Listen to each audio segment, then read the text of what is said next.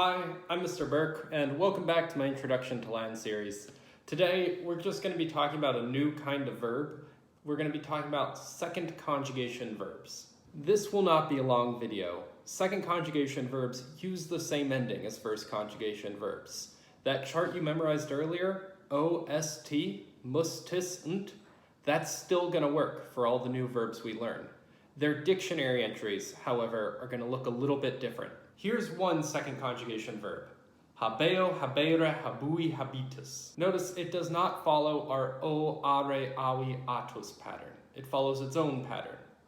All second conjugation verbs will end in eo in the first principal part and ere in the second principal part with a long e in that second principal part. That second principal part especially is what defines a second conjugation verb, because what we mean by second conjugation is just a verb that uses the vowel e in the present tense. Remember how we form the present tense? We take the re off the second principal part before adding our endings. So let's try it with habeo, habere, habui, habitus, to have.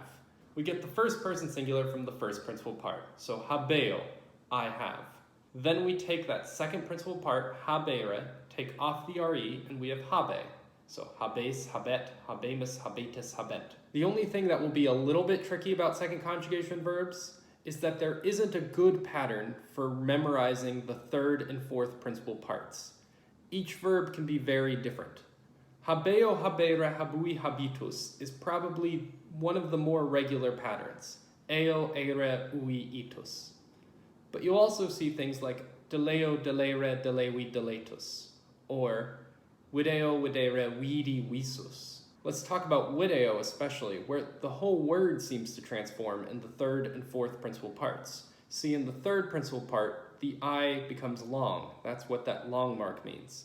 And in the fourth principal part, the D changes to an S.